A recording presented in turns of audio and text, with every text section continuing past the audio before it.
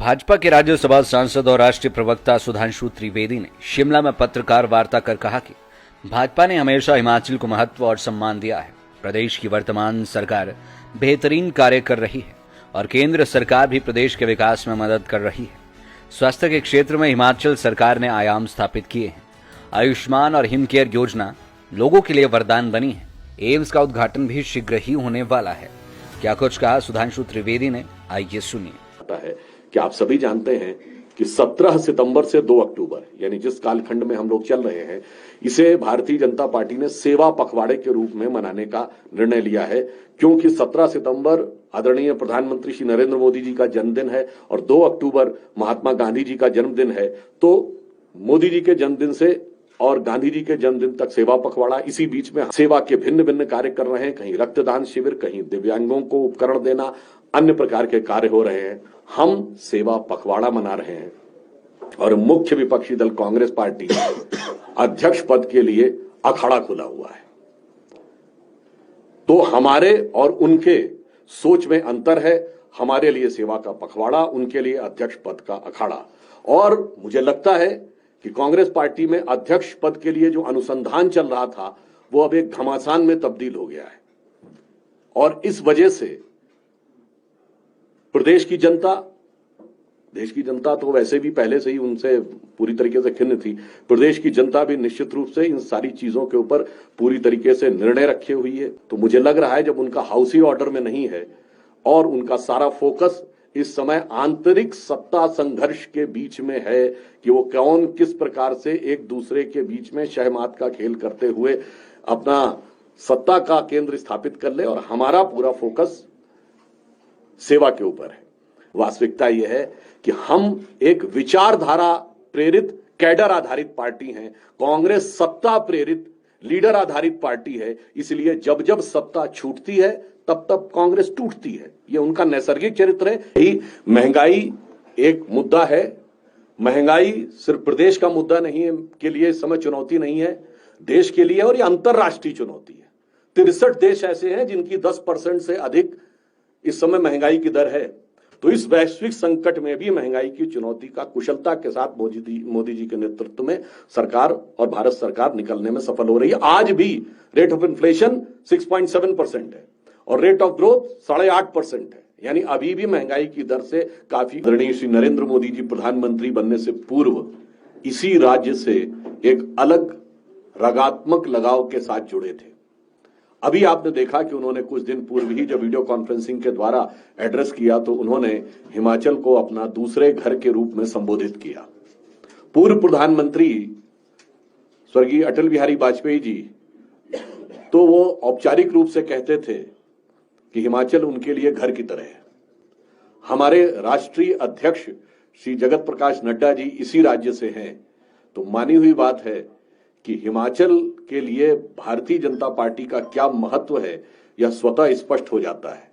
वैसे I&B minister Anurag Thakur ji भी लंबे समय तक युवा मोर्चा के राष्ट्रीय अध्यक्ष रहे हैं।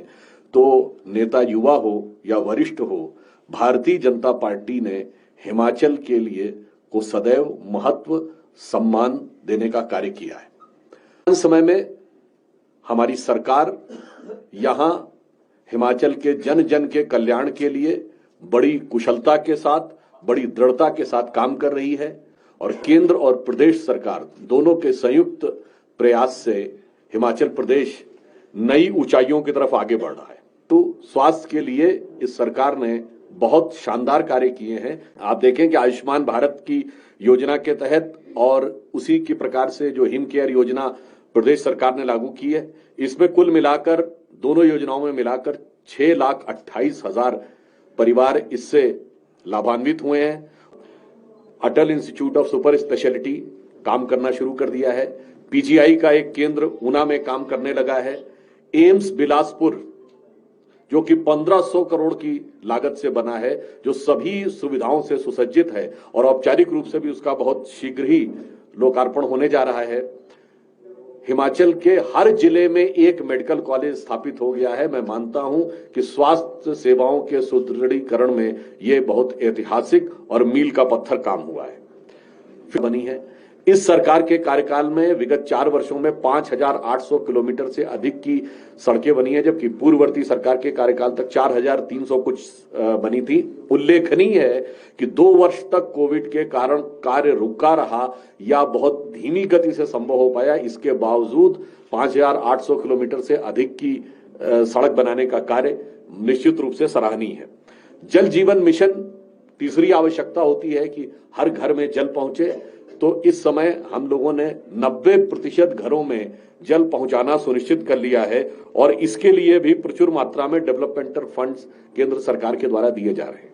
कि यदि फार्मास्यूटिकल इंडस्ट्री है तो बल्क ड्रग पार्क, यानी अब यहां पर औषधीय उत्पादन भी प्रचुर मात्रा में हो सके, उसके लिए केंद्र सरकार ने 1,190 करोड़ रुपए की जो योजना दी है उसमें 1,000 करोड़ रुपए केंद्र सरकार के द्वारा दिए जाएंगे। तो मानी हुई बात है कि औषधीय उत्पादन की दृष्टि से यानी अब मेडिसिन और मेडिसिनल प्लांट्स का भी उत्पादन यहां तेजी के साथ आगे होगा।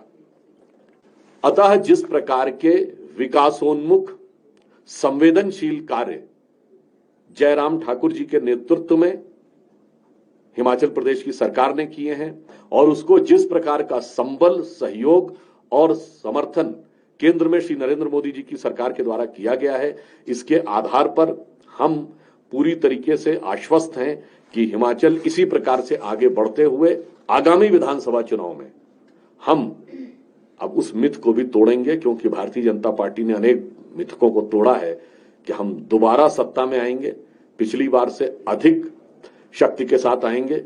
मानी हुई बात है, दोबारा हम अपने विकास कार्यों के आधार पर आश्वस्त हैं कि भारतीय जनता पार्टी पुनः हिमाचल प्रदेश में जनता का आशीर्वाद प्राप्त करते हुए पुनः जनता की। लाइव टाइम्स टीवी के लिए शिमला से सोनी की रिपोर्ट।